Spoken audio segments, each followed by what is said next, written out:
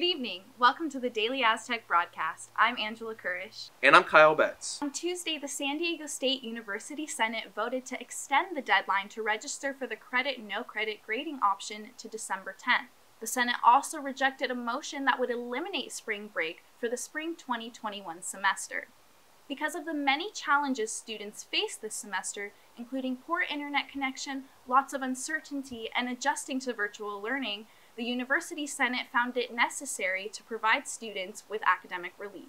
As of yesterday, San Diego County is officially back in the purple tier, meaning indoor operations like restaurants, gyms, churches, and theaters must come to a hold and retailers must run at 25% capacity. With case rates going up in the past 2 weeks, the county will remain in the purple tier for at least 3 weeks and will return to the red tier when the case rate is below 7 cases per 100,000 residents for at least 2 weeks. With an ongoing pandemic and the general election causing stress and anxiety, SDSU encourages the community to take advantage of the support services that are available. Along with the virtual support services already provided, on November 16th, SDSU is co-hosting a post-election community circle with the National Conflict Resolution Center and associated students.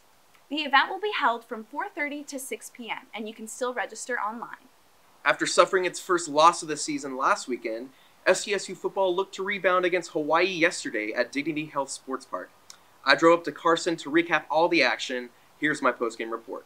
I'm here at Dignity Health Sports Park in Carson, California, where San Diego State football just wrapped up a 34-10 victory over the University of Hawaii. The Aztecs got off to a hot start in the first half, going up 28-0, entering the locker room, and they didn't look back.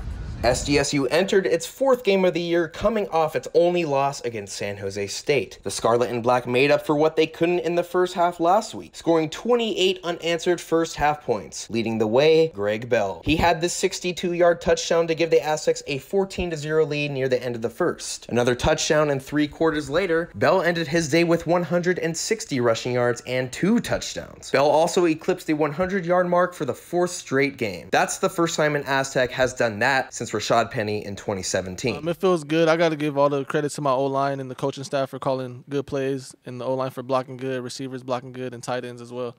So without those guys, I wouldn't be able to do that. On the other side of the ball, SDSU's defense looked like it did the first 2 weeks of the season.